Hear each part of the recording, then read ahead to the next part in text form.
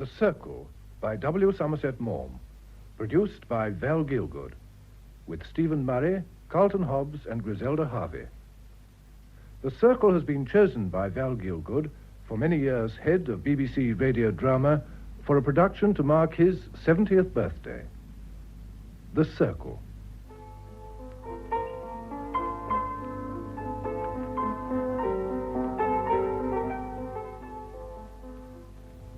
The play's action takes place in the early 1920s at Aston Adey, the beautiful period home of Arnold Champion Chaney, MP.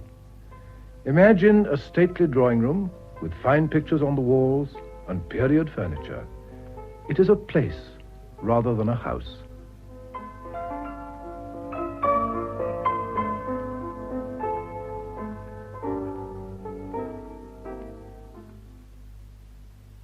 Elizabeth? Elizabeth? George, see if you can find Mrs. Chaney and ask her if she'd be good enough to come here. Very good, sir. Who is supposed to look after this room? I don't know, sir. Well, I wish when they dust they'd take care to replace the things exactly as they were before. Yes, sir. All right, you can go. Elizabeth! Anna, do you know where Elizabeth is? Oh, isn't she playing tennis, Arnold? No. Something very tiresome has happened. Oh? I wonder where the deuce she is. Oh, when do you expect Lord Porteous and Lady Kitty? They're motoring down in time for luncheon. Are you sure you want me to be here? Oh, yeah. It's not too late yet, you know. I can have my things packed and catch a train for somewhere or other. No, of course we want you. It'll make it so much easier if there are people here. It was exceedingly kind of you to come. Oh, nonsense. And I think it was a good thing to have Teddy Luton down. He's so, breezy, isn't he? Yes, that's his great asset. I don't know that he's very intelligent, but, you know, there are occasions when you want a bull in a china shop. Oh, my dear Elizabeth, I've been hunting for you everywhere. What have you been doing? Nothing. I've been standing on my head. My father's here. Where? At the cottage. He arrived last night. Damn. I wish you wouldn't say that, Elizabeth. If you're not going to say damn when a thing's damnable, when are you going to say damn? Well, I should have thought you could say, oh, bother, or something like that. But that wouldn't express my sentiments. Besides, at that speech day when you were giving away the prizes, you said there were no synonyms in the English language. I'm always willing to stand by anything I've said. There are no synonyms in the English language. In that case, I shall be regretfully forced to continue to say damn whenever I feel like it. I say, what about this tennis? Come in, Teddy. Husband and wife are having a scene. How splendid. What about? The English language. I wish you'd be serious, Elizabeth. The situation is none too pleasant. I think Teddy and I had better make ourselves scarce, Arnold. Nonsense. You're both in it. If there's going to be any unpleasantness, we want your moral support. That's why we asked you to come. Is anything up? Arnold's father arrived last night. Did he, by Jove? I thought he was in Paris. So did we all. He told me he'd be there for the next month. Have you seen him? No. He rang me up. It's a mercy he had a telephone put in the cottage. Would have been a pretty kettle of fish if he'd just walked in. Did you tell him Lady Catherine was coming? Of course not. I was flabbergasted to know he was here. And then I thought we'd better talk it over first. Is he coming along here? Yes. He suggested it. I couldn't think of any excuse to prevent him. Couldn't you put the other people off? Well, they're coming by car. They may be here any moment. It's too late to do that. Besides, it'd be beastly. I knew it was silly to have them here. Elizabeth insisted. After all, she is your mother, Arnold. That meant precious little to her when she went away. You can't imagine it means very much to me now. It's 30 years ago. Seems so absurd to bear malice after all that time. I do not bear malice. But the fact remains that she did me the most irreparable harm. I can find no excuse for her. Have you ever tried to? Oh, my dear Elizabeth, it's no good going over all that again. The facts are lamentably simple. She had a husband who adored her, a wonderful position, all the money she could want, and a child of 5. And she ran away with a married man. Perhaps your mother couldn't help herself if she was in love. And had no sense of honor, duty, or decency?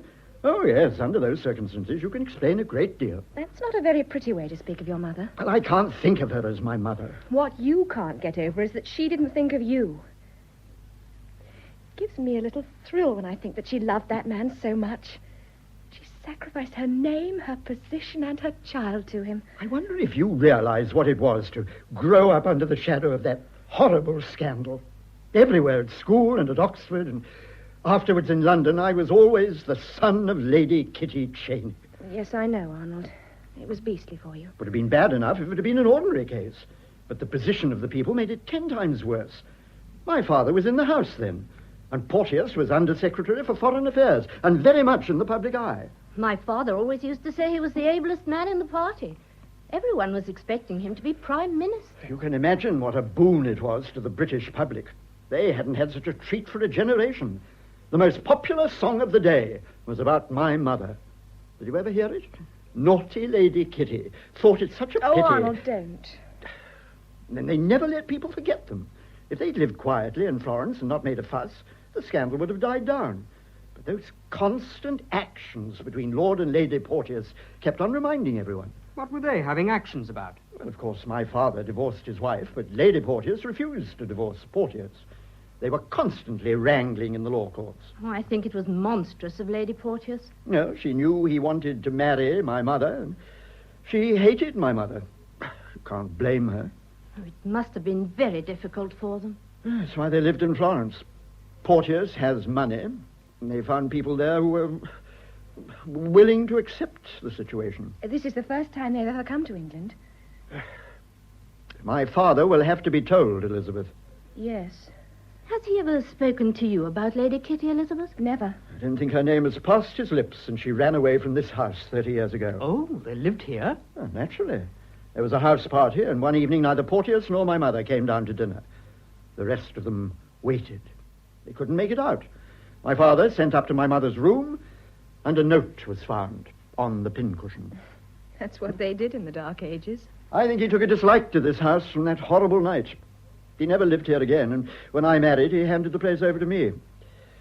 He just has a cottage now on the estate that he comes down to when he feels inclined. It's been very nice for us. I owe everything to my father. I don't think he'll ever forgive me for asking these people to come here. I'm going to take all the blame on myself, Arnold. The situation was embarrassing enough anyhow. I don't know how I ought to treat them. Don't you think that it'll settle itself when you see them? After all, they're my guests. I shall try and behave like a gentleman. I wouldn't. We haven't got central heating. Will she expect me to kiss her? Surely. Oh, always makes me uncomfortable when people are effusive. I can't understand why we never saw her before. I believe she tried to see me when I was little, but my father thought it better she shouldn't. Yes, but when you were grown up. She was always in Italy. I never went to Italy. It seems to me so pathetic that if you saw one another in the street, you wouldn't recognize each other. Well, is it my fault? You've promised to be very gentle with her and very kind. The mistake was asking Porteous to come too. Looks as though we condone the whole thing. And how am I to treat him? Am I to shake him by the hand and slap him on the back? He absolutely ruined my father's life. I think it's very lucky that Anna and Teddy are here. I don't foresee a very successful party. I'm going to do my best. I gave you my promise, and I shall keep it. But I can't answer for my father. Here is your father. May I come in through the window, or shall I have myself announced by a supercilious flunky? Come in. We've been expecting you. Impatiently, I hope, my dear child. We thought you'd be in Paris for another month. I always reserve to myself the privilege of changing my mind. It's the only one elderly gentlemen share with pretty women. You know Anna. Of course I do. How very nice to see you here. Are you staying long? As long as I'm welcome. And this is Mr. Luton. How do you do? How do you do, sir? And you, are you going to stay long, Father? To luncheon, if you'll have me. That'll be jolly. I didn't mean that. Of course you're going to stay for luncheon. I meant, how long are you going to stay down here? A week. I think we'd better chuck our tennis. Yes. I want my father-in-law to tell me what they're wearing in Paris this week. I'll go and put the rackets away. Elizabeth, it's nearly 1 o'clock. Oh, I didn't know it was so late. Arnold, I wonder if I can persuade you to take a turn in the garden before luncheon. Thank you, Anna. Yes, I'd love it. Father, I want you to look at this chair I've just got. I think it's rather good. Charming. Yeah, about 1750, I should say. Good design, isn't it? It hasn't been restored or anything. Very pretty. Yes. I think it was a good buy, don't you? Oh, my dear boy, you know I'm entirely ignorant about these things. It's exactly my period. Well, I shall see you at luncheon, then. Who is that young man, Elizabeth? Mr. Luton. Oh, he's the manager of a rubber estate in the FMS.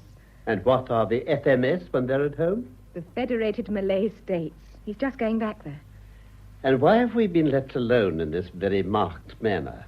Have we? I didn't notice it. I suppose it's difficult for the young to realize that one may be old without being a fool. I never thought you that. Everyone knows you're very intelligent. They certainly ought to by now. I've told them often enough. Are you a little nervous? Oh, let me feel my pulse. No, it's perfectly regular. When I suggested staying to luncheon, Arnold looked exactly like a dose of castor oil. I wish you'd sit down. You have evidently something very disagreeable to say to me. You won't be cross with me. How old are you? 25. I'm never cross with a woman under 30. Then I've got 10 years. Mathematics? No, paint. Well? Lady Catherine's coming here. Who's Lady Catherine? Your... Arnold's mother. Is she? You mustn't blame Arnold. It's my fault. I insisted. He was against it. I nagged him till he gave way, and then I wrote and asked her to come. I didn't know you knew her. I don't. But I heard she was in London, and it seemed so heartless not to take the smallest notice of her. When is she coming? We're expecting her in time for luncheon. As soon as that. I understand the embarrassment. You see, we never expected you to be here. You said you'd be in Paris for another month. Oh, my dear child, this is your house. There's no reason why you shouldn't ask whom you please to stay with you. After all, whatever her faults, she's Arnold's mother. It seemed so unnatural that they should never see one another. My heart ached for that poor, lonely woman. Yeah, I never heard that she was lonely, and she certainly isn't poor. And there's something else. Yes? I couldn't ask her by herself. It would have been so insulting. I asked Lord Porteous, too. I see. I dare say you'd rather not meet them. I dare say they'd rather not meet me. I shall have a capital luncheon at my cottage. No one's ever talked to me about Lady Kitty. Won't you tell me what she was like? She was very like you, Elizabeth, only she had dark hair instead of red. Poor dear. It must be quite white now. I dare say. She was a pretty little thing. But she was one of the great beauties of her day. They say she was lovely. She had the most adorable little nose, like yours. Do you like my nose? And she was very dainty, with a beautiful little figure, very light on her feet. She was like a marquise in an old French comedy. Yes, she was lovely. And I'm sure she's lovely still. She's no chicken, you know. You can't expect me to look on it as you and Arnold do. When you've loved as she's loved, you may grow old, but you grow old beautifully. You're very romantic. If everyone hadn't made such a mystery of it, I dare say I shouldn't feel as I do. Oh, I know she did a great wrong to you and a great wrong to Arnold. I'm willing to acknowledge that. I'm sure it's very kind of you. But she loved and she dared. Romance is such an elusive thing. You read of it in books, but you seldom see it face to face. I can't help it if it thrills me. I'm painfully aware that the husband in these cases is not a romantic object. She had the world at her feet. You were rich, she was a figure in society, and she gave up everything for love. I'm beginning to suspect it wasn't only for her sake and for Arnold's that you asked her to come here. I seem to know her already. I think her face is a little sad, for a love like that doesn't leave you gay. It leaves you grave. But I think her pale face is unlined. It's like a child's. My dear, how you let your imagination run away with you. I imagine her slight and frail. Frail, certainly. With beautiful thin hands and white hair. Well, you see, I never knew my mother. She died when I was a baby. I want Arnold's mother to be a mother to me. I've got so much to say to her. Are you happy with Arnold? Why shouldn't I be? I wonder what Hughie's like now. Lord Porteous? He wore his clothes better than any man in London. You know, he'd have been Prime Minister if he'd remained in politics. What was he like, then? He was a nice-looking fellow, fine horseman.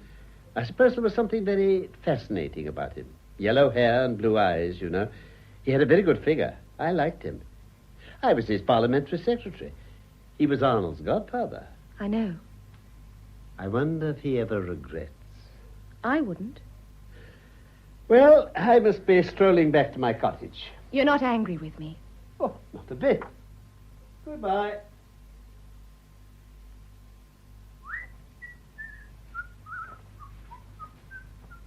I saw the old blighter go. Oh, come in, Teddy. Everything all right? Oh, quite, as far as he's concerned. He's going to keep out of the way. Was it beastly? No, he made it very easy for me. He's a nice old thing. You were rather scared. A little.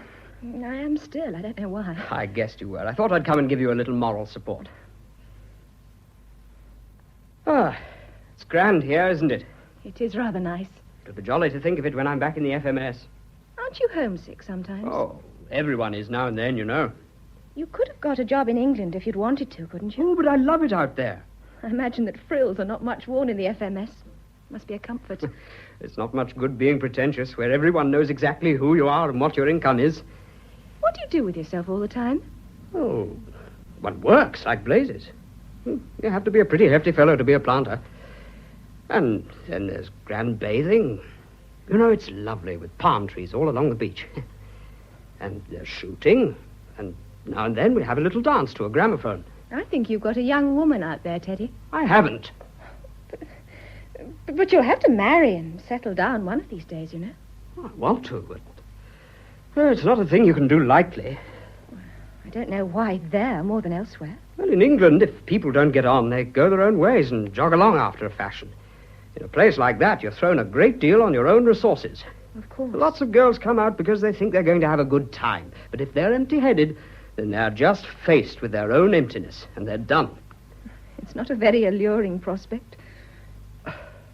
But if the woman's the right sort, she wouldn't exchange it for any life in the world. What sort is the right sort? A woman of courage and endurance and sincerity. Of course, it's hopeless unless she's in love with her husband.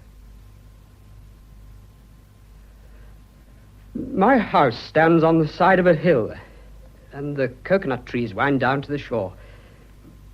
Azaleas grow in my garden, and camellias, and all sorts of flowers. And in front of me is the winding coastline, and then the blue sea. Do you know that I'm awfully in love with you? I wasn't quite sure. I wondered. And you? Yes. I've never kissed you. I don't want you to. Elizabeth, they're coming. Well, who? Well, my dear, my mother, of course. The car's just coming up the drive. Oh, would you like me to clear No, out? no, for goodness sake, stay. Oh, well, we'd better go and meet them, Arnold. No, I think they'd much better be shown in. I feel simply sick with nervousness.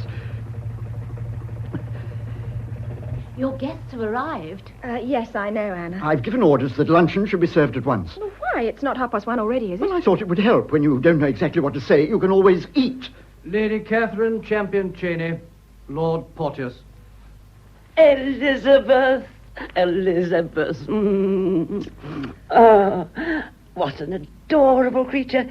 Hughie, isn't she adorable? How do you do?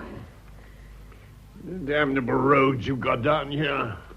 My boy, I should have known you anywhere. That's not Arnold. Arnold's over there. The image of his father. I should have known him anywhere. My boy. Tell me, Arnold, would you have known me again? Have I changed? Well, I was only 5, you know, when I remember as if it were yesterday. I went up into your room. By the way, I always thought that nurse drank. Did you ever find out if she really did? How the devil can you expect him to know that, Kitty? You've never had a child, Hughie. How can you tell what they know and what they don't? This is Arnold, Lord Porteous. How do you do? And you, your father? Yes. Alive still? Yes? You must be getting on. Is he well? Very. Takes care of himself, I suppose. I'm not at all well. This damn climate doesn't agree with me. This is Mrs. Shenstone, Lady Kitty. How do you do? And this is Mr. Luton. I hope you don't mind a very small party. Oh, no, I shall enjoy it. I used to give enormous parties here. Political, you know. Oh, how nice you've made this room. Oh, that's Arnold. Do you like this chair? I've just bought it. It's exactly my period. It's a fake. What? I don't think it is for a minute. Leg's not right. Well, I don't know how you can say that. If there's anything right about it, it's the Oh, leg. I'm sure they're right. You know nothing whatever about it, Kitty. Well, that's what you think. I think it's a beautiful chair. Applewhite. No, Sheraton. Oh, I know. The school for scandal. Sheraton, my dear. Sheraton. Yes, that's what I say. Do you act, Elizabeth? Oh, I couldn't. I should be too nervous. I'm never nervous. I'm a born actress. Of course, if I had my time over again, I'd go on the stage. Hughie, do you think Arnold takes after me or after his father? Because I think he's the very image of me. Yeah. What is the matter, Hughie? These new teeth of mine are so damned uncomfortable. Men are extraordinary. They can't stand the smallest discomfort. Why, a woman's life is uncomfortable from the moment she gets up in the morning till the moment she goes to bed at night. They don't seem to hold up properly. Well, that's not the fault of your teeth. That's the fault of your gums. Them rotten dentists, that's what's the matter. Well, I thought you was a very nice dentist. Told me my teeth would last till I was 50. Luncheon is served, sir. Would you like to see your rooms? We'll see our rooms after luncheon. I must powder my nose, Hughie. Hold right down here. I never saw anyone so inconsiderate. Keep us all waiting half an hour. I know you. Oh, well, peace at any price, as Lord Beaconsfield said. You said a lot of damn silly things, Kitty, but he never said that. Oh! What's the matter? Oh, my lipstick. Can't you find it? Well, I had it in the car, Hughie. You remember that I had it in the car. Oh, I don't remember anything about Well, it. for heaven's sake, send someone to look for it. I'll ring. No, I'm absolutely lost without my lipstick.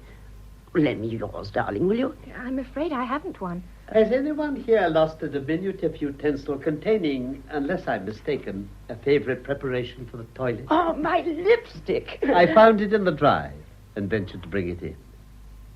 Clive. You didn't recognize me, Kitty. It's many years since we met. My poor Clive, your hair's gone quite white. I hope you had a pleasant journey down from London, Kitty. You may kiss me, Clive. You don't mind, Hughie? No. And how are you, my dear Hughie? Damned rheumatic, if you want to know. Filthy climate you have in this country. Oh, aren't you going to shake hands with me? You have no objection to shaking hands with you? You've aged, my poor Hughie. Someone was asking me how old you were the other day. Were they surprised when you told them? Surprised? They wondered you weren't dead. Did you ring, sir? No? Oh, yes. Well, it doesn't matter now. One moment. My dear Elizabeth, I've come to throw myself on your mercy. My servants are busy with their own affairs. There's not a thing for me to eat in my cottage. Oh, but we shall be delighted if you lunch with us. It either means that or my immediate death from starvation. You don't mind, Arnold? My dear father. Mr. Cheney will lunch here, George. And for God's sake, let's go in and eat it.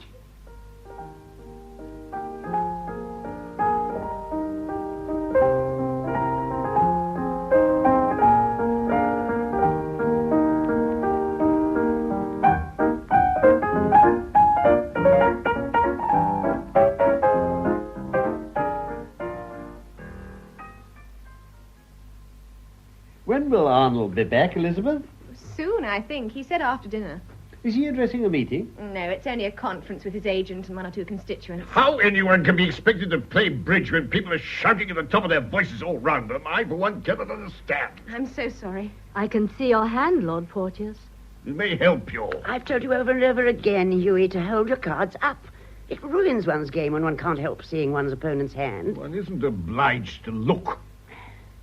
Elizabeth, what was Arnold's majority at the last election? Oh, 700 and something. He'll have to fight for it if he wants to keep his seat next time. Are we playing bridge or talking politics? I never find that conversation interferes with my game. You certainly play no worse when you talk than when you hold your tongue. I think that's a very offensive thing to say, Hughie. Just because I don't play the same game as you think I can't play. I'm glad you acknowledge it's not the same game as I play.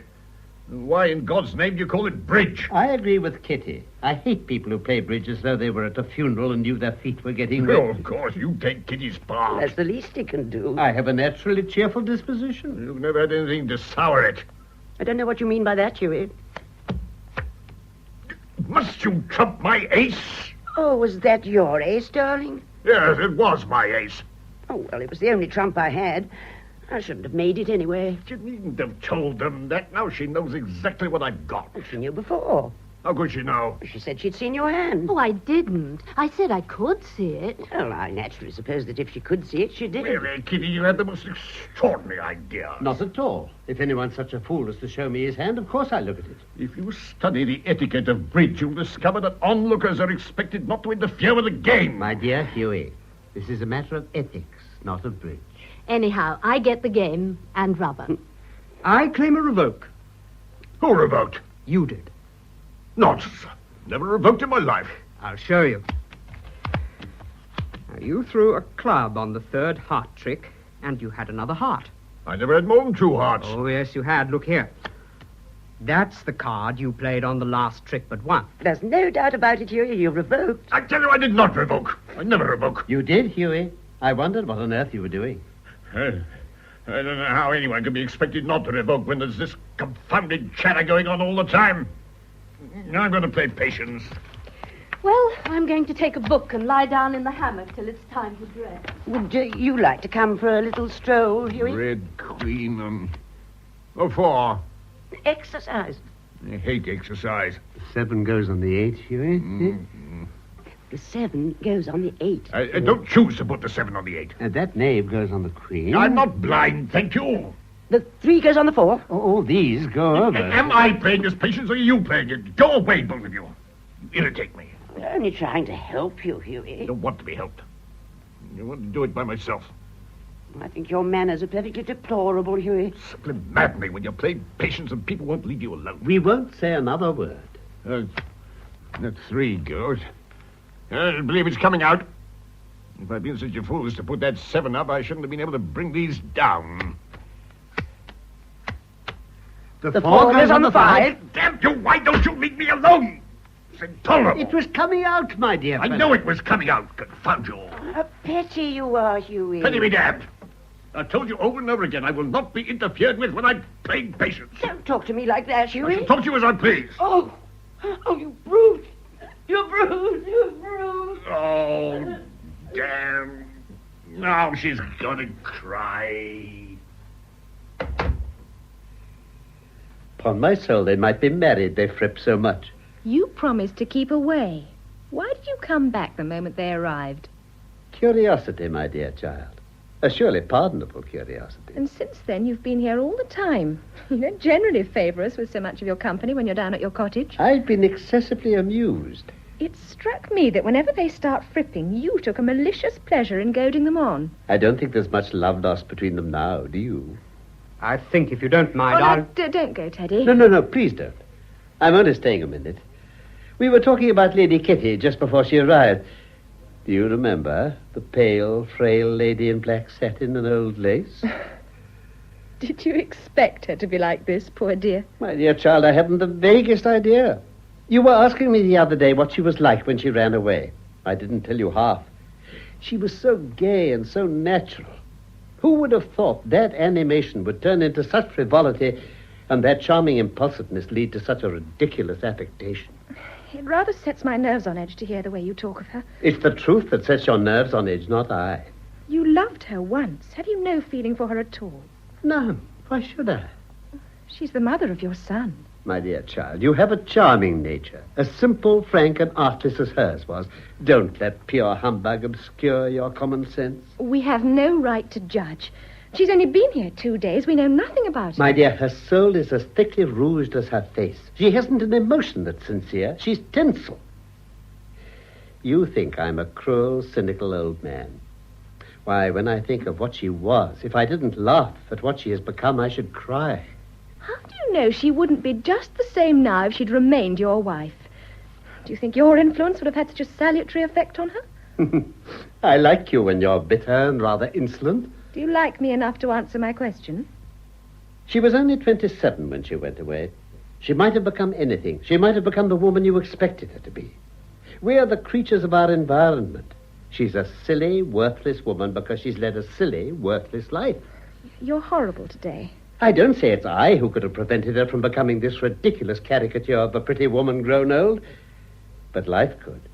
Here she would have had the friends fit to her station and a decent activity and worthy interests. There is no more lamentable pursuit than a life of pleasure. At all events, she loved, and she loved greatly.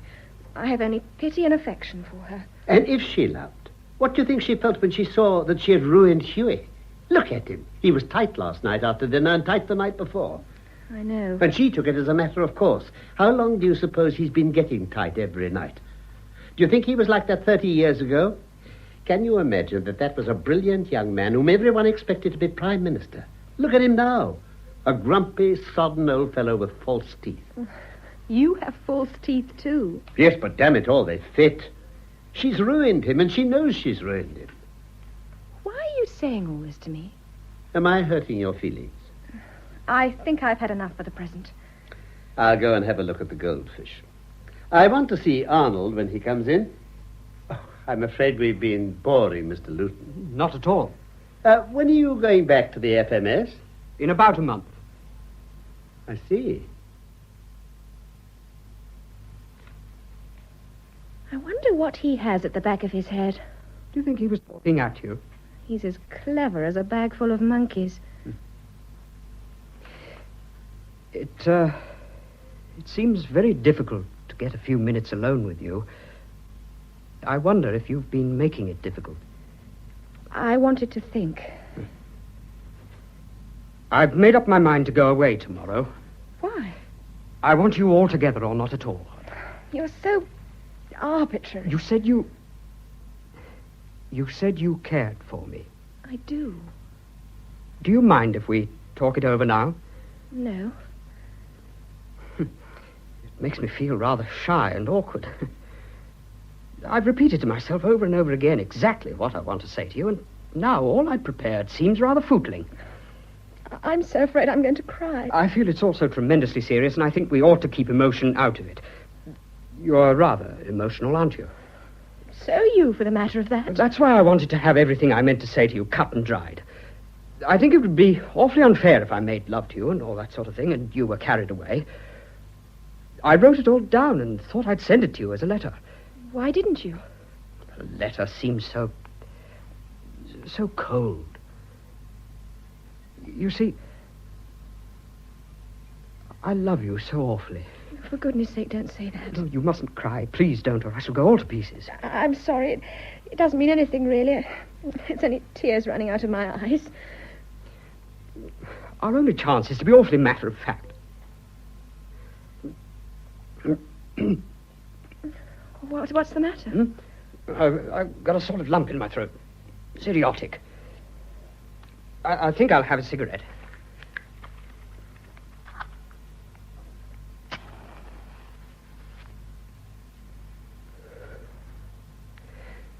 You see, I've never been in love with anyone before. Not really. It's knocked me endways. I don't know how I can live without you now. Oh. Does that old fool know I'm in love with you? I think so.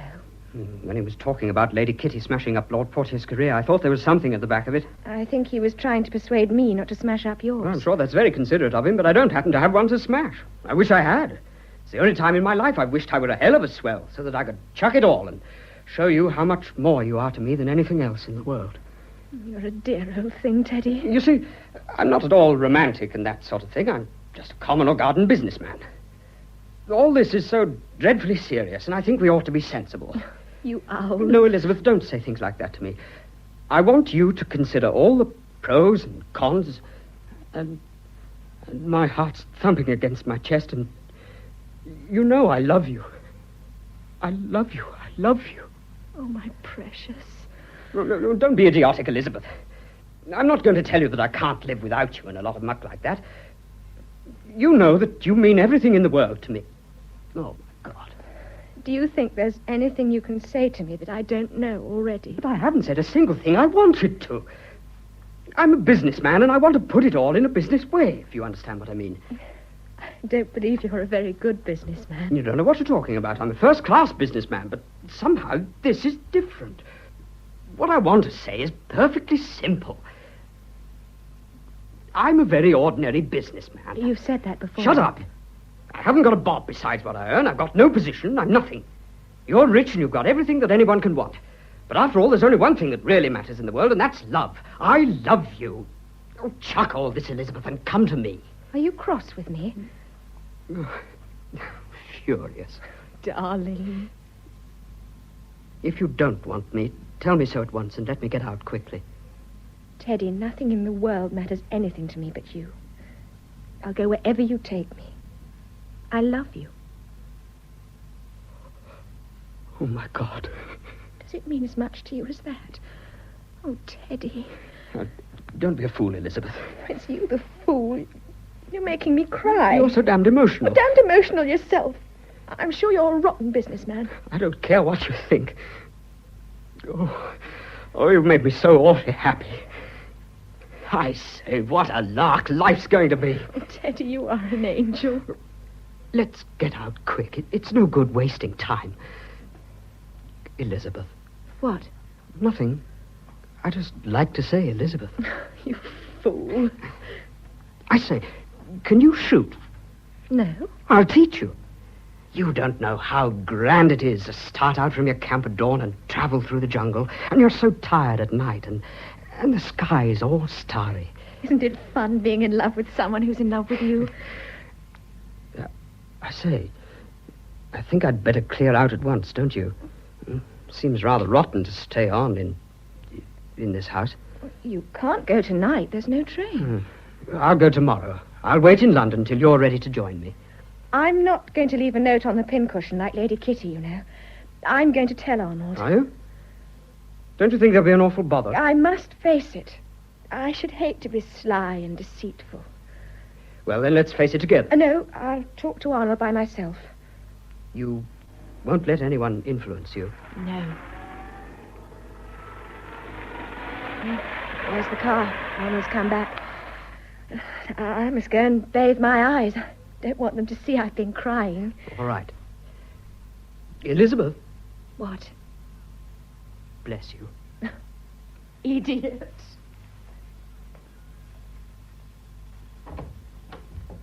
Oh, hello, Mother. Oh, Arnold, I saw you come in. Well, we don't seem to have had 5 minutes by ourselves. I want to make your acquaintance, you know. I should like you to know that it's not by my wish that my father is here. Oh, but I'm so interested to see him. Oh, I was afraid that you and Lord Porteous must find it embarrassing. Oh, no. Hughie was his greatest friend. They were at Eton and Oxford together. I think your father's improved so much since I saw him last. Wasn't good looking as a young man, but now he's quite handsome. Thank you. Life is really very quaint. Sad, of course, but oh, so quaint. Often I lie in bed at night and have a good laugh to myself as I think how quaint life is. I'm afraid I'm a very serious person. How old are you now, Arnold? 35. Are you really? Oh, of course, I was a child when I married your father. Really? You always told me you were 22. Oh, what nonsense. Well, I was married out of the nursery. I put my hair up for the first time on my wedding day. Where is Lord Porteous? Oh, my dear, it sounds too absurd to hear you call him Lord Porteous. Why don't you call him Uncle Hughie? He doesn't happen to be my uncle. No, but he's your godfather. You know, I'm sure you'll like him when you know him better. I simply adore Elizabeth. She's too beautiful. Her hair is very pretty. It's not touched up, is it? Oh, no. Well, I just wondered. It's a rather coincidence that her hair should be the same colour as mine. I suppose it shows that your father and you are attracted by just the same thing. So interesting heredity, isn't it? Very. Oh, here is my father. Do I intrude? No, come in, Clive. Arnold and I have been having such a wonderful heart-to-heart talk. Very nice. Father, I've been looking at this chair again. Since Lord Porteous said the legs weren't right, I've been very uneasy. Oh, you only said that because he was in a bad temper. His temper seems to be very short these days, Kitty. Oh, it is. You feel he knows what he's talking about.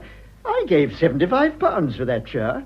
I'm very seldom taken in. I always think that if a thing's right, you feel it. Well, don't let it disturb your night's rest. But, my dear father, that's just what it does.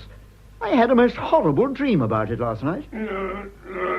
Oh, here he is, Hughie. I'm going to fetch a book I have on old English furniture. There's an illustration of a chair which is almost identical with this one.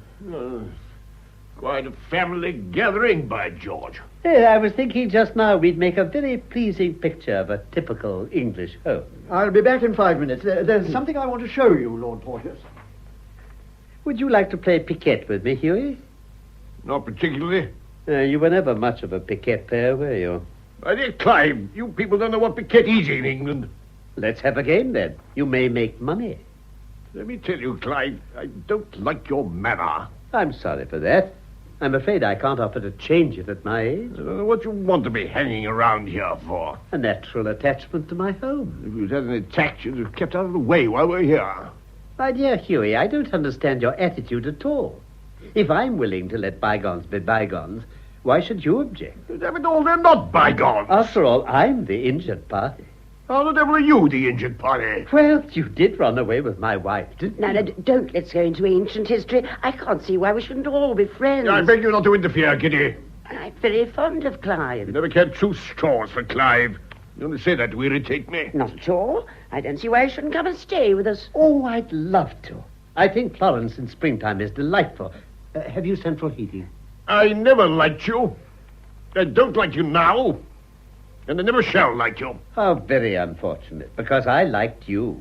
I like you now, and I shall continue to like you. There's something very nice about you, Clive. If you think that, why the devil did you leave him? Are you going to reproach me because I love you? How utterly detestable you are. No, don't quarrel with one another. It's all his fault. I'm the easiest person in the world to live with. But really, he tried the patience of a saint. Come, don't get upset, Kitty. When two people live together, there must be a certain amount of give and take. Would you have the very great kindness to mind your own business? It is his business. He naturally wants me to be happy. I have the very greatest affection for Kitty. Then why the devil didn't you look after her properly? My dear Hughie, you were my greatest friend. I trusted you. It may have been rash. It was inexcusable. I don't know what you mean by that, Hughie. Don't try to bully me, Kitty. Oh, I know what you mean. Then why the devil did you say you didn't? Well, when I think that I've sacrificed everything for that man, and for 30 years I've had to live in a filthy marble palace with no sanitary conveniences. Do you mean to say that you haven't got a bathroom? I've had to wash in a tub. Oh, my poor Kitty, how you've suffered. Really, Kitty, I'm sick of hearing of the sacrifice you've made. I suppose you think I sacrificed nothing. I should have been Prime Minister by now if it hadn't been for you. Nonsense. What do you mean by that? Everyone said I should be Prime Minister. Shouldn't I have been Prime Minister, Clive? It was certainly the general expectation. I was the most promising young man of my time. I was bound to get a seat in the cabinet at the next election. Well, they'd have found you out just as I found you out. I'm sick of hearing that I ruined your career. You never had a career to ruin, Prime Minister. You haven't the brain. You haven't the character. Cheek, push, and a gift of the gab will serve very well instead, you know. Besides, in politics, it's not the men that matter. It's the women at the back of them. I could have made Clive a cabinet minister if I'd wanted to. Clive? With my beauty, my charm, my force of character, my wit, I could have done anything. Clive was nothing but my political secretary. When I was Prime Minister, I might have made him governor of some colony or other. Western Australia, say. Out of pure kindness. Do you think I would have buried myself in Western Australia with my beauty and my charm? Or Barbados, perhaps? Barbados can go to Barbados. That's all you've got. Nonsense. I'd have had India. I'd never have given you India. You would have given me India. I tell you I wouldn't. The king would have given me India. The nation would have insisted on my having India. I would have been in vicereign or nothing. I tell you that as long as the interests of the British Empire... Oh, damn it. Oh, my teeth are coming out. Oh, it's too much. I can't bear it anymore. I put up with him for 30 years, and now I'm at the end of my tether. Calm yourself, my listen dear to a word. Kitty. No, I've quite made up my mind. It's finished. When I saw that you didn't marry again, I couldn't help thinking that you still loved me. I'm one of the few men I know who is able to profit by experience. Clive, I'm willing to return to you. My dear Kitty, I couldn't take advantage of your momentary vexation with Hughie to let you take a step which I know you would bitterly regret. You've waited for me a long time, Clive. For Arnold's sake. Do you think we really need bother about Arnold? In the last 30 years, he's had time to grow used to the situation. Explain yourself, Clive. When you ran away from me, Kitty, I was sore and angry and miserable. But above all, I felt a fool. Men are so vain. But I was a student of history, and presently I reflected that I shared my misfortune with very nearly all the greatest men. I'm a great reader myself. It's always struck me as peculiar. The explanation is very simple. Women dislike intelligence, and when they find it in their husbands, they revenge themselves on them in the only way they can, by making them, well, what you made me. It's ingenious, Clive. It may be true. The House of Commons had always bored me excessively, and the scandal of our divorce gave me an opportunity to resign my seat. I've been relieved to find that the country got on perfectly well without me. But has love never entered your life? Tell me frankly, Kitty, don't you think people make a lot of unnecessary fuss about love? Oh, it's the most wonderful thing in the world. You're incorrigible. Do you really think it was worth sacrificing so much for? My dear Clive, I don't mind telling you, if I had my time over again, I should be unfaithful to you, but I should not leave you. For some years, I was notoriously the prey of a secret sorrow. And since then? Since then, I have allowed myself the luxury of assisting financially a succession of dear little things in a somewhat humble sphere between the ages of 20 and 25. I cannot understand the infatuation of men for young girls. I think they're so dull. It's a matter of taste. I love old wine, old friends, and old books. But I like young women. On their 25th birthday, I give them a diamond ring and tell them they must no longer waste their youth and beauty on an old fogey like me. Then I start all over again. You're a wicked old man, Clive. But by George, I'm a happy one. There's only one course open to me now. What is that? To go and dress for dinner. Capital. I'll follow your example. Where's Arnold? He's on the terrace. I'll call him. Oh, don't bother. I was just strolling along to my cottage to put on a dinner jacket. Arnold! Hello? Oh, Elizabeth, I found an illustration here of a chair which is almost identical with mine. It's dated 1750. Look. Oh, that's very interesting. Yeah. I can't think why you don't take the pride that I do in this house. After all, it's one of the show places in the county. I'm afraid you find me very unsatisfactory. I don't know about that, but my two subjects are politics and decoration. I should be a perfect fool if I didn't see that you don't care two straws about either. We haven't very much in common, Arnold, have we? I don't think you can blame me for that. I don't. I blame you for nothing. I have no fault to find with you. Gracious me. What's the meaning of all this? Well, I don't think there's any object in beating about the bush. I want you to let me go. Go? Where? Away. For always. My dear child, what are you talking about? I want to be free. Oh, now, don't be ridiculous, darling. Well, I dare say you're run down. You want to change. I'll run you over to Paris for the weekend if you want me to. I shouldn't have spoken to you if I hadn't quite made up my mind. We've been married for 3 years, and I don't think it's been a great success.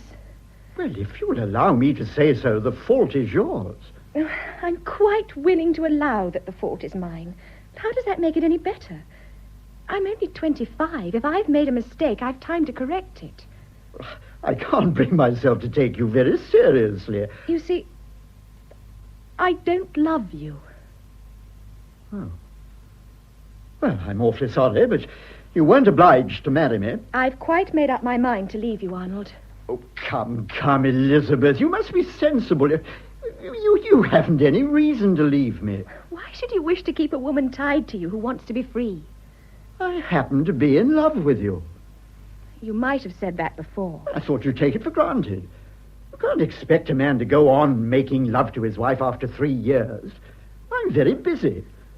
After all, a man marries to have a home, but also because he doesn't want to be bothered with sex and all that sort of thing.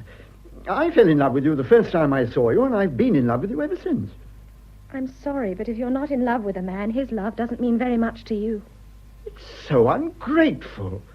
I've done everything in the world for you. You've been very kind to me. But now you must let me go. Oh, nonsense. I'm a good deal older than you are, and I think I have a little more sense. In your interest as well as mine, I'm not going to do anything of the sort. How can you prevent me? You can't keep me under lock and key. Oh, please don't talk to me as if I were a foolish child. Now, what is it precisely that you suggest? Well, I want you to let me divorce you. Me? Thank you very much. Are you under the impression that I'm going to sacrifice my career for a whim of yours? How will it do that? My majority's small enough as it is. Do you think I'd be able to hold it if I were in a divorce case? It's rather hard on a woman to be divorced. What do you mean by that?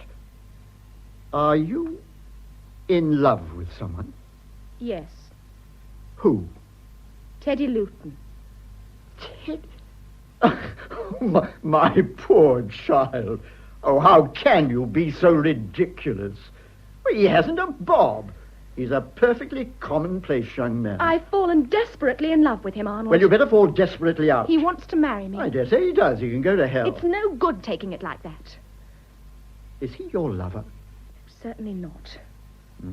Well, it shows he's a mean skunk to take advantage of my hospitality to make love to you. It's because I wanted to do nothing shabby that I told you straight out how things were. How long have you been thinking of this? I've been in love with Teddy ever since I knew him. You never thought of me at all, I suppose. Oh, yes, I did. I was miserable. But I can't help myself. I wish I loved you, but I don't. I recommend you to think very carefully before you do anything foolish. I have thought very carefully. I don't know why I don't give you a sound hiding. I'm not sure that it wouldn't be the best thing to bring you to your senses. Oh, Arnold, don't take it like that. Well, how do you expect me to take it? You come to me quite calmly and say, I've had enough of you. We've been married 3 years, and I think I'd like to marry somebody else now. Shall I break up your home? What a bore for you. Do you mind my divorcing you? It'll smash up your career, will it? What a pity. Oh, no, my dear, I may be a fool, but I'm not a damn fool. Teddy is leaving here by the first train tomorrow. I warn you that I mean to join him as soon as he can make the necessary arrangements.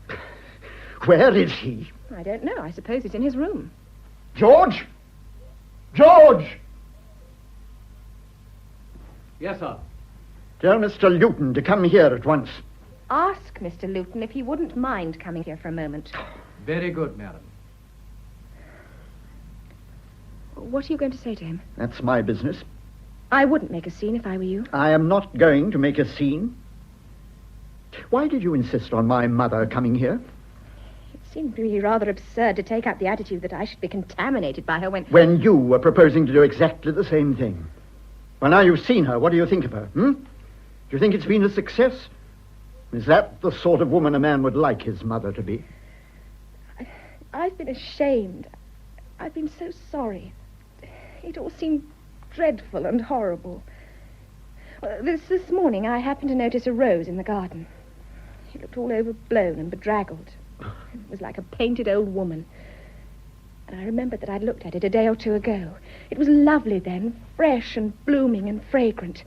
Well, it may be hideous now, but that doesn't take away from the beauty it had once. That was real. Poetry, by God, as if this were the moment for poetry. Did you want me, Elizabeth? I sent for you. When will it be convenient for you to leave this house? I was proposing to go tomorrow morning, but I can very well go at once if you like. I do like. Very well. Is there anything else you wish to say to me? Do you think it was very honorable to come down here and make love to my wife? No, I don't. I haven't been very happy about it. That's why I wanted to go away. Upon my word, you're cool. I'm afraid it's no good saying I'm sorry and that sort of thing. You know what the situation is.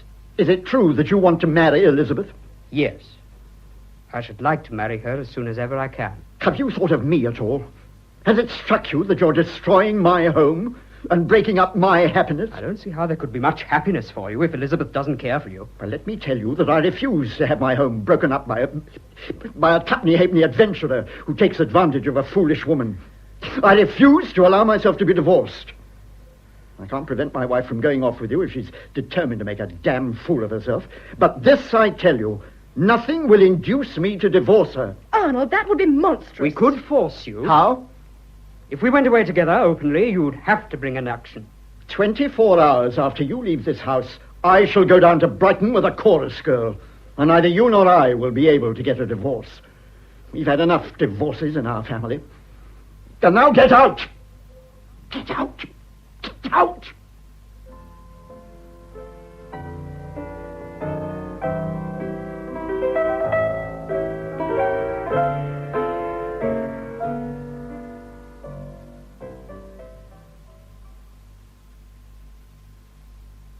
I think if you'll follow my advice to the letter, Arnold, you'll probably work the trick. I don't like it, you know. It's against all my principles. My dear Arnold, we all hope that you have before you a distinguished political career. You can't learn too soon that the most useful thing about a principle is that it can always be sacrificed to expediency. But supposing it doesn't come off? A woman will always sacrifice herself if you give her the opportunity. It's her favorite form of self-indulgence. I never know whether you're a humorist or a cynic, Father. I'm neither, my dear boy. I'm merely a very truthful man. But people are so unused to the truth that they're apt to mistake it for a joke or a sneer. Seems so unfair that this should happen to me. Keep your head, my boy, and do what I tell you. Oh, here they are. Where's Lord Porteous? He's on the terrace. He's smoking a cigar. Hughie? Yes? Where's Mrs. Shenstone? Oh, she had a headache. She's gone to bed. Arnold and I have just been down to my cottage. I wondered where you'd gone. I came across an old photograph album this afternoon. I meant to bring it along before dinner, but I forgot, so we went and fetched it. Oh, do let me see it. I love old photographs. Aren't their clothes funny? That's Mrs. Langtry. Oh, she has a lovely nose. Oh, she was the most wonderful thing you ever saw. Dowagers used to jump on chairs in order to get a good look at her when she came into a drawing room. And who's that? Oh, Lady Lonsdale. That's Lady Dudley. This is an actress, isn't it? It is indeed. Ellen Terry. By George, how I loved that woman. Dear Ellen Terry. There's Lady Randolph. I think it's too sweet. I love their absurd bustles and those tight sleeves. What figures they had. In those days, a woman wasn't supposed to be as thin as a rail and as fat as a pancake. Oh, what a lovely little thing. Who on earth's that? That? She looks so fragile, like a piece of exquisite china. All those furs and her face up against her mouth and the snow falling. Yes, there was quite a rage at that time for being taken in an artificial snowstorm. What a sweet smile. So roguish and frank and debonair. I wish I looked like that. Do tell me who it is. Don't you know? No? Why, it's Kitty. Lady Kitty? Oh, my dear, do look. It's too ravishing. Why didn't you tell me you looked like that? Everybody must have been in love with you. My dear, what's the matter?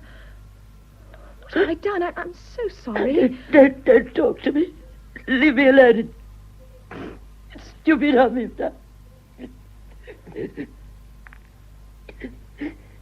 Come out on the terrace, Elizabeth.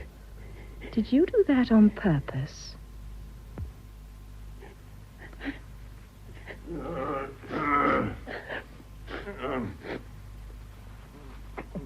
Kitty. I'm afraid I was very rude to you before dinner, Kitty. It doesn't matter, Hughie. I'm sure I was very exasperated. I didn't mean what I said, you know. No, neither did I. Of course I know. I never have been Prime Minister. How can you talk such nonsense, Hughie? No one would have had a chance if you'd remained in politics. No, I haven't the character. You've more character than anyone I've ever met. Besides, I don't know that I much wanted to be Prime Minister. Oh, but I should have been so proud of you. And of course you'd have been Prime Minister. I'd have given you India, you know. I think it'd have been a very popular appointment. I don't care tuppence about India. I'd been quite content with Western Australia. Why, dear, you don't think I'd let you bury yourself in Western Australia? Or Barbados. Never. Kept you in London. Hello. Photographs. No. Don't look. No, don't be silly. Isn't it hateful to grow old? You know, you haven't changed much. Oh, Hughie. Oh, how can you talk such nonsense? Of course, you're a little more mature, but that's all.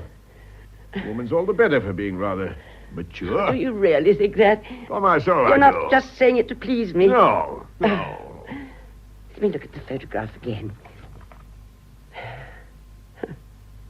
Well, the fact is, if your bones are good, age doesn't really matter. You'll always be beautiful. Silly of you to cry. It hasn't made my eyelashes run, has it? Not a bit. It's very good stuff I have now. They don't stick together either. Look here, Kitty. How much longer do you want to stay here? Oh, I'm quite ready to go whenever you want. Clive gets on my nerves. I don't like the way he keeps hanging about you all. Hughie, you don't mean to say you're jealous of poor Clive? Of course I'm not jealous of him. He does look at you in a way that I can't help thinking rather objectionable. Hughie, you may throw me downstairs like Amy Robson. You may drag me about the floor by the hair of my head. I don't care. You're jealous. I shall never grow old. Well, damn it all, the man was your husband. My dear Hughie, you never had your style. By the moment you come into a room, everyone looks and says, who the devil's that? What? You think that, do you? Well, there's something in what you say. These damn radicals can say what they like, but by God, Kitty, when a man's a gentleman... Well, damn it all, you know what I mean. I think Clive's degenerated dreadfully since we left him. What do you say to making a beeline for Italy and going to San Michele? Oh, Hughie! But it's years since we were there. Wouldn't you like to see it again? Just once more? Oh, do you remember the first time we went? It was the most heavenly place I'd ever seen. We only left England a month, but I said I'd like to spend all my life there. Of course, I remember. And in a fortnight, it was yours. Lock, stock, and barrel. We were very happy there, Hughie. Let's go back once more. No, I daren't. It must be all peopled with the ghosts of our past. One should never go again to a place where one's been happy. It would break my heart. You remember how we used to sit on the terrace of the old castle and look at the sea? We might have been the only people in the world, you and I, Kitty. And we thought our love would last forever. Clive! Is there any chance of bridge this evening? I don't think we can make up a four. What a nuisance that boy went away like that. He wasn't a bad player. Teddy Luton. It was very funny his going without saying goodbye to anyone. The young men of the present day are very casual. I thought there was no train this evening. There isn't. The last train leaves at 5:45. Why did you go, Clive? I have something very grave to say to you. Elizabeth wants to leave Arnold. Clive? What on earth for? She's in love with Teddy Luton. That's why he went. Oh.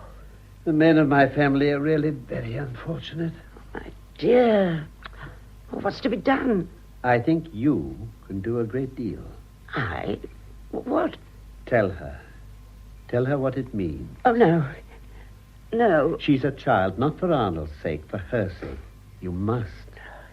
You don't know what you're asking, Clive. Yes, I do. Hughie, what shall I do? Oh, do what you like. I shall never blame you for anything. Yes, George? What is it? I was looking for Mrs. Champion Cheney, sir. She's not here. Is that a letter? Yes, sir. It's just been sent up from the Champion Arms. Leave it. I'll give it to Mrs. Cheney. Very good, sir. Is Champion Arms the local pub? It's by way of being a hotel, but I never heard of anyone staying there. If there was no train, I suppose he had to go there. Great minds. I wonder what he has to write about. Elizabeth? Yes? Here's a note for you. It's lovely in the garden tonight. They've just sent this up from the Champion Arms. Oh, thank you.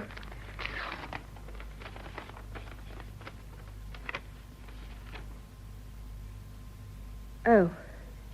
Hughie, I wish you'd fetch me a cloak. I'd like to take a little stroll in the garden, but after 30 years in Italy, I find these English summers rather chilly. Very well, my dear. I want to talk to Elizabeth, Clive. I'll leave you. What does he say? Who? Mr. Luton. They've told you. Yes. And now they have. I think I knew it all along. I don't expect you to have much sympathy for me. Arnold's your son. So pitifully little. I'm not suited for this sort of existence. Arnold wants me to take what he calls my place in society. I get so bored with those parties in London. Are you very much in love with Mr. Luton? I love him with all my heart. And he? He's never cared for anyone but me. He never will. Will Arnold let you divorce him? No, he won't hear of it. He refuses even to divorce me. Why? He thinks a scandal will revive all the old gossip. Oh, my poor child. It can't be helped. I'm quite willing to accept the consequences. You don't know what it is to have a man tied to you only by his honor. When married people don't get on, they can separate. But if they're not married, it's impossible. It's a tie that only death can sever. If Teddy stopped caring for me, I shouldn't want him to stay with me for 5 minutes. One says that when one's sure of a man's love. But when one isn't anymore, it's so different, Elizabeth. In those circumstances, one's got to keep a man's love. It's the only thing one has. I'm a human being. I can stand on my own feet. Have you any money of your own? None. Well, then how can you stand on your own feet? You think I'm a silly, frivolous woman. But I've learned something in a bitter school. When you come down to bedrock, it's the man who pays the piper who calls the tune. Woman will only be the equal of man when she earns her living in the same way that he does. I don't want luxury. You mean that if need be you could earn your own living? Yes. What could you be? Nurse or typist? It's nonsense. Luxury saps a woman's nerve, and when she's known it once, it becomes a necessity. That depends on the woman. Oh, when we're young, we think we're different from everyone else. But when we grow a little older, we discover we're all very much of a muchness. You're very kind to take so much trouble about me. Breaks my heart to think that you're going to make the same pitiful mistake that I made. Don't say it was that. Don't. Look at me, Elizabeth, and look at Hughie. Do you think it's been a success? If I had my time over again, do you think I'd do it again? Do you think he would? You see, you don't know how much I love Teddy. Huh? And you think I didn't love Hughie? Do you think he didn't love me? I'm sure he did. Oh, of course, in the beginning, it was heavenly. We felt so brave and adventurous, and we were so much in love. Yes, the first 2 years were wonderful. People cut me, you know, but I didn't mind. I thought love was everything. It is a little uncomfortable when you come upon an old friend and go towards her eagerly, so glad to see her, and are met with an icy stare. Do you think friends like that are worth having? Well, at first I thought it was rather a relief, because it threw Hughie and me together more. But, you know, men are very funny. Even when they are in love, they're not in love all day long. They want change and recreation. I'm not inclined to blame them for that, poor dears. Then we settled in Florence. And because we couldn't get the society we'd been used to, we became used to the society we could get. Loose women, vicious men, snobs who like to patronize people with a handle to their names. And then Hughie began to hanker after his old life. He wanted to go big game shooting. But I daren't let him go. I was afraid he'd never come back. But you knew he loved you. My dear, believe me, it's no joke when you have to rely on yourself to keep a man. I could never afford to grow old. My dear, I'll tell you a secret that I've never told to a living soul. What's that? My hair is not naturally this color. Really? Oh, touch it up. Well, you'd never have guessed, would you? Never. Well, nobody does. But, my dear, it's white. Prematurely, of course, but white.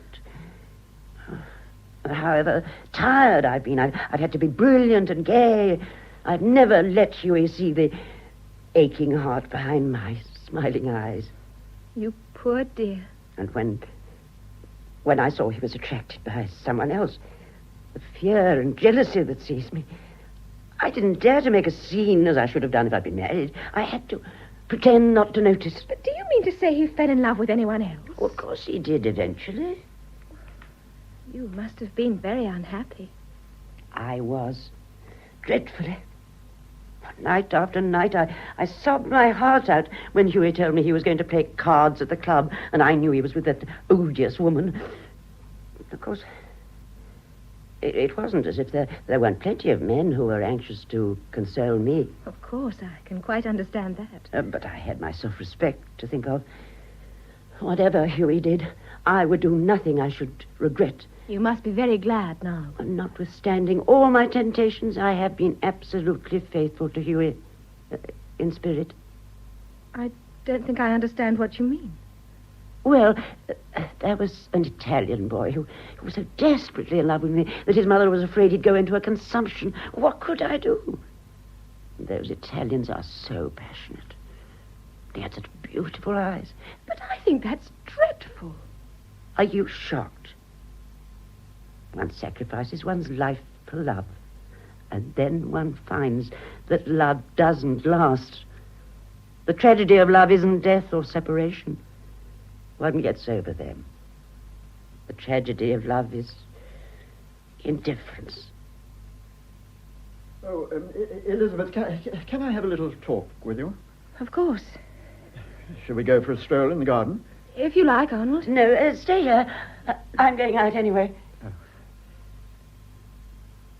I want you to listen to me for a few moments, Elizabeth. I was so taken aback by what you told me just now that I lost my head. I was rather absurd, and I beg your pardon. I said things that I regret. Oh, don't blame yourself. I'm sorry that I should have given you occasion to say them. I want to ask you if you've quite made up your mind to go. Quite. Just now, I seem to have said all that I didn't want to say, and nothing that I did. I'm stupid and tongue-tied. I never told you how deeply I loved you. Oh, Arnold. I've been tactless and neglectful, but I do ask you to believe that it hasn't been because I didn't love you. When I see you at a party so fresh and lovely and everybody wondering at you, I have a sort of little thrill because you're mine, and afterwards I shall take you home. Oh, Arnold, you're exaggerating. I can't imagine this house without you. Oh, Elizabeth, don't you love me at all? It's much better to be honest. No. Does my unhappiness mean nothing to you? Of course it does. It breaks my heart. You see, I never knew I meant so much to you. I'm so touched. And I'm so sorry, Arnold, really sorry, but I can't help myself. Oh, my poor child, it's cruel of me to torture you. Oh, Arnold, believe me, I have tried to make the best of it. I've tried to love you, but I can't. After all, one either loves or one doesn't. Trying's no help. So afraid you'll be unhappy. I'm so afraid you'll regret. I hope you'll forget me and all the unhappiness I've caused you. Elizabeth? Yes? If you love this man and want to go to him, I'll do nothing to prevent you. My only wish is to do what is best for you. Arnold, that's awfully kind of you. If I'm treating you badly, at least I want you to know that I'm grateful for all your kindness to me. But there is one favor I should like you to do for me. Will you? Oh, Arnold, of course I'll do anything I can. You've been used to a certain amount of luxury, and I can't bear to think that you should do without anything that you've had. Oh, but Teddy can earn enough for our needs. I'm afraid my mother's life hasn't been very easy, but it's obvious that the only thing that's made it possible is that Porteous was rich. I want you to let me make you an allowance of $2,000 a year. No, I couldn't think of it. It's absurd. I beg you to accept it. You don't know what a difference it will make. It's awfully kind of you, Arnold. It humiliates me to speak about it. Nothing would induce me to take a penny from you. Well, you can't prevent me from opening an account at my bank in your name. The money shall be paid in every quarter, whether you touch it or not, and if you happen to want it, it will be there, waiting for you. You overwhelm me, Arnold. There's only one thing I want you to do for me. I should be very grateful if you would divorce me as soon as you possibly can. No, I won't do that. But I'll give you cause to divorce me. You? But, Arnold, your seat and your political career. Well, my father gave up his seat under similar circumstances. He's got along very comfortably without politics. But they're your whole life. After all, one can't have it both ways. If you want to do the decent thing, you have to be prepared to suffer for it. But I don't want you to suffer for it. First, I rather hesitated at the scandal, but I dare say that was only weakness on my part. Arnold, you're making me absolutely miserable. What you said before dinner was quite right. It's nothing for a man, but it makes so much difference to a woman. Naturally, I must think of you first. That's absurd. It's out of the question. Whatever there's to pay, I must pay it. It's not very much I'm asking for, Elizabeth. But I'm taking everything from you. It's the only condition I make. Now, my mind is absolutely made up. I will never divorce you, but I will enable you to divorce me.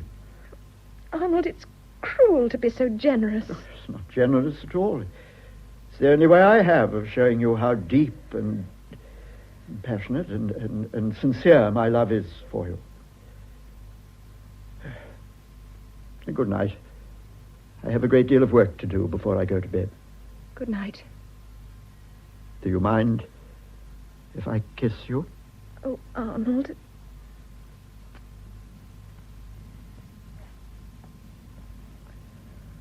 You alone, Elizabeth? That note you asked me about, Lady Kitty, from Teddy. Yes. He wanted to have a talk with me before he went away. He's waiting for me at the end of the terrace. Would Lord Porteous mind going and asking him to come here? Certainly. Forgive me for troubling you, but it's very important. No trouble at all. Hugh and I'll leave you alone. Oh, but I don't want to be left alone. I want you to stay. What are you going to say to him? Please don't ask me questions. I'm so frightfully unhappy. Oh, my dear child. Oh, isn't life rotten? Why can't one be happy without making other people unhappy? I brought him. He said he'd be damned if he'd come. When a lady sent for him. Are these the manners of the young men of today? When you've been solemnly kicked out of a house once, I think it seems rather pushing to come back again as though nothing had happened. Teddy, I want you to be serious. Darling, I had such a rotten dinner at that pub. If you asked me to be serious on the top of that, I should cry. Don't be idiotic, Teddy. I'm so utterly wretched. What is it? I can't come away with you, Teddy. Why not? I don't love you enough. Fiddle. Don't say fiddle to me. I shall say exactly what I like I won't to you. be bullied. Now, look here, Elizabeth. You know perfectly well that I'm in love with you, and I know perfectly well that you're in love with me, so what are you talking nonsense for? I can't say it if you're cross with me. I'm not cross with you, silly. Oh, it's harder still when you're being rather an owl. Am I mistaken in thinking you're not very easy to please? Now, tell me exactly what you want to say. By the way, do you want Lady Kitty and Lord Porteous to be here? Yes. Elizabeth asked us to stay. Oh, I don't mind, bless you. I only thought you might feel rather in the way. A gentlewoman never feels in the way, Mr. Luton. Teddy, listen. It wasn't true when I said I didn't love you. Of course I love you. But Arnold loves me too. I didn't know how much. What has he been saying to you? He's been very good to me and so kind. I didn't know he could be so kind. He offered to let me divorce him. That's very decent of him. But don't you see? It ties my hands. How can I accept such a sacrifice? I should never forgive myself if I profited by his generosity. You're not in love with Arnold. You're in love with me. It's idiotic to sacrifice your life for a slushy sentiment. After all, I did marry him. Well, you made a mistake. A marriage without love is no marriage at all. I made the mistake. Why should he suffer for it? If anyone has to suffer, it's only right that I should. What sort of life do you think it would be with him? When two people are married, it's very difficult for one of them to be unhappy without making the other unhappy, too. I can't take advantage of his generosity. I dare say he'll get a lot of satisfaction out of it. Oh, you're being beastly, Teddy. He was simply wonderful. I never knew he had it in him. You're talking rot, Elizabeth.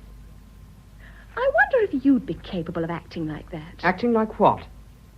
What would you do if I were married to you and came to you and told you I loved somebody else and wanted to leave you?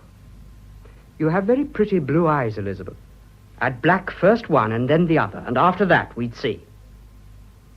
You damned brute. Well, I've often thought I wasn't quite a gentleman. Had it never struck you? You know, you're taking an unfair advantage of me. I feel as if I came to you quite unsuspectingly, and when I wasn't looking, you kicked me on the shins. Don't you think we'd get on rather well together?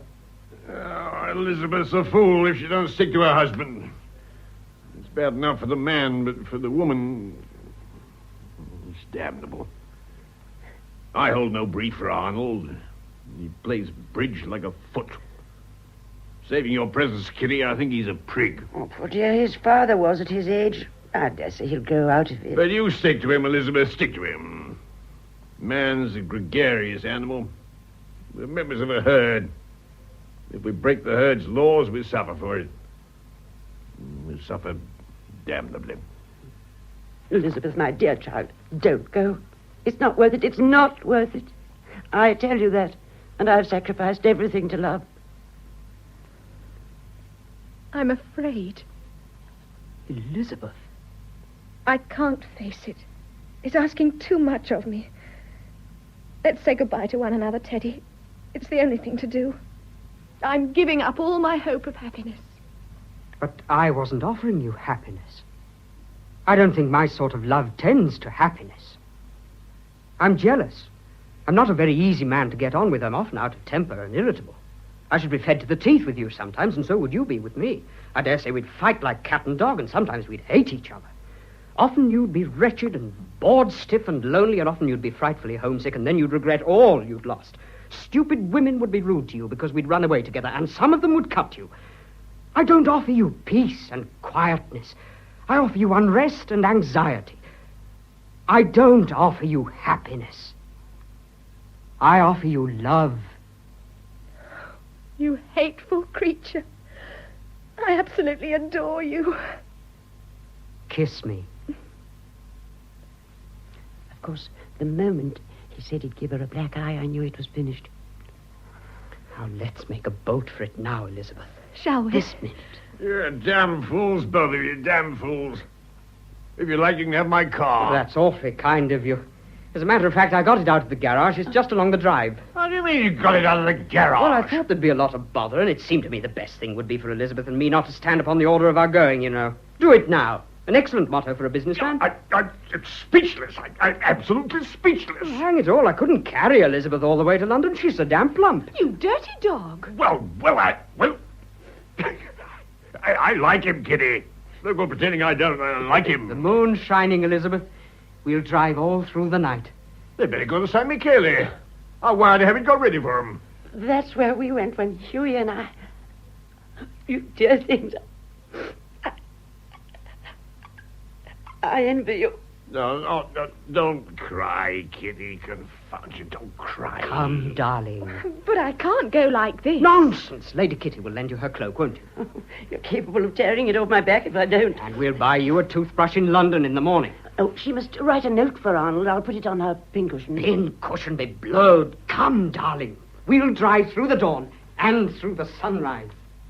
Goodbye. Goodbye. Goodbye, you darling. Goodbye. Goodbye. Oh, Hughie, how it all comes back to me. Will they suffer, or we suffered? And have we suffered all in vain? My dear, I don't know that in life it matters so much what you do as what you are. No one can learn by the experience of another because those circumstances are quite the same. If we made rather a hash of things, perhaps it was because we were rather trivial people. You can do anything in this world if you're prepared to take the consequences. And consequences depend on character. Well, I think I've settled the hash of that, young man. Oh? You have to get up very early in the morning to get the better of your humble servant. What is that? It sounds like a car. I expect it's your chauffeur taking one of the maids for a joyride. Whose hash are you talking about? Mr. Edward Luton's, my dear Hughie. I told Arnold exactly what to do, and he's done it. What makes a prison? Why, bars and bolts. Remove them, and a prisoner won't want to escape. Clever, I flatter myself. Yeah, you were always that, Clive. But at the moment, you're obscure. I told Arnold to go to Elizabeth and tell her she could have her freedom. I told him to sacrifice himself all along the line. I know what women are. The moment every obstacle was removed to her marriage with Teddy Luton, half the allurement was gone. Arnold did that. He followed my instructions to the letter. I've just seen him. She's shaken. I'm willing to bet. Bet? £500 to a penny that she won't bolt. A downy old bird, eh? Yeah. Downy's the word. Downy.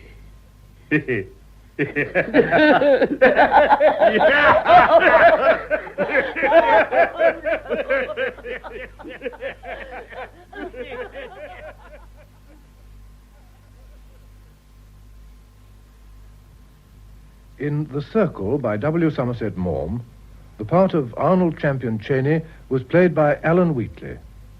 George, Peter Tuddenham, Anna Shenstone, Dorrit Wells, Elizabeth Patricia Gallimore, Edward Luton, Brian Hewlett, Clive Champion Cheney, Carlton Hobbs, Lady Kitty, Griselda Harvey, and Lord Porteous, Stephen Murray. The play was produced by Val Gielgud.